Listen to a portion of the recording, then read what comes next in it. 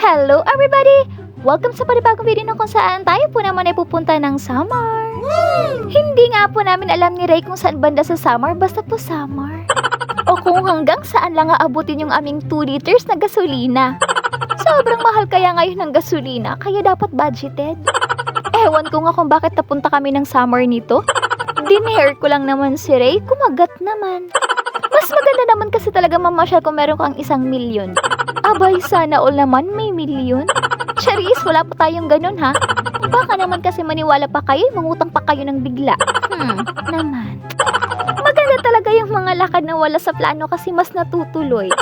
Kaysa doon sa mga planong matagal ninyong plinano pero nanatili na lang drawing. Uy, may kilala ba kayong ganyan? Kasi kami marami. Malapit na nga po tayo sa boundary ng Tacloban City. Ibig sabihin nga lang po niya na malapit na po tayo sa San Juanico Bridge. Sa mga hindi po nakakakilala ng San Juanico Bridge, ang San Juanico Bridge po ay siyang pinakamahabang tulay dito sa Pilipinas noong administrasyon ng Marcos Sr. Ito po ay may habang 2,164 na metro o katumbas ng 7,100 feet. O napa-research pa yan ha?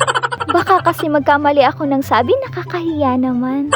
Turingan pa naman tayong pinanganak dito, hindi mismo sa tulay ha? Huwag kayang philosopher. Uy! Charis!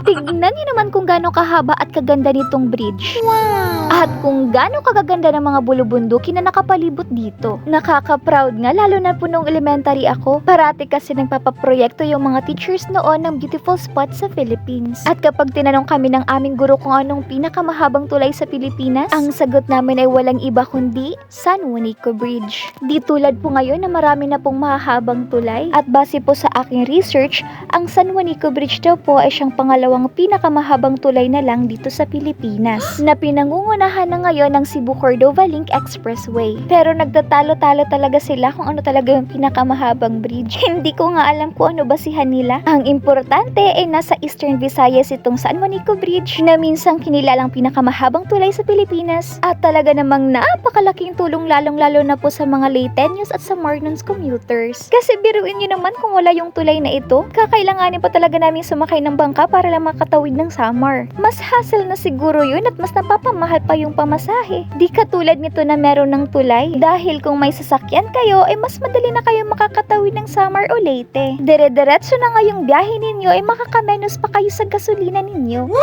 Dito nga ay nakatawid na kami ng San Juanico Bridge ni Ray. Di nga namin alam kung saan kami tutungo eh. Saan kaya aabot yung 2 liters naming gasolina?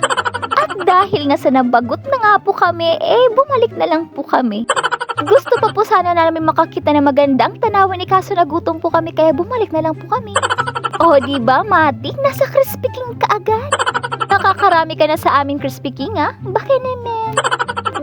Gutom na nga kami dyan ni Ray. Paano ba naman kasi? Nagbiyahing walang almusal.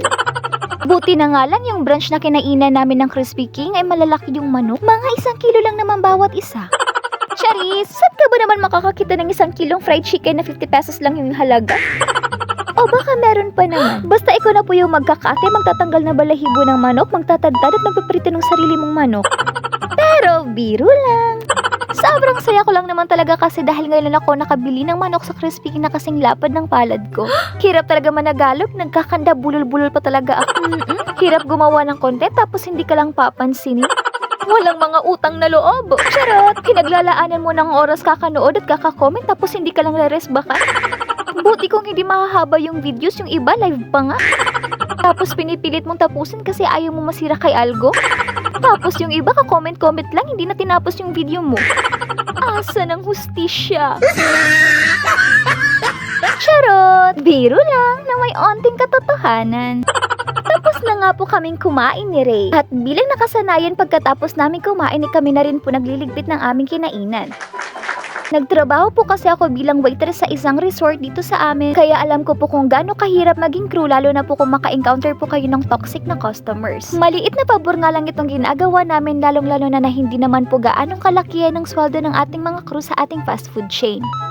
At dahil nga tapos na po kaming kumain ni Ray, ay naghahanda naman po kami pabalik ng Tacloban. Safety first! Syempre, dadaan kami pabalik ng San Juanico Bridge. Let's go!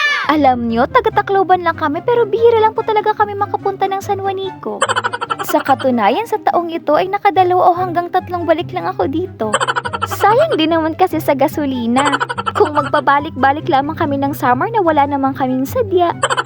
Pero tignan niyo naman po kung gaano po kaganda ng bridge na ito. Wow! Sino ba naman ang hindi mapapapicture at mapapavideo kapag nakadaan dito? Dahil nga sa ganda ng dagat, pakiramdam ko tinatawag na ako.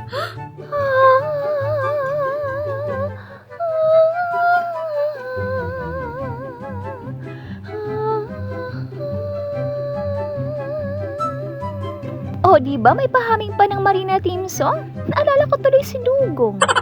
Di magtatagal, mabibisto nyo na talaga yung tunay na edad ko. Kasalanan kasi to ng San Juanico? Charot! Ay, sinisi.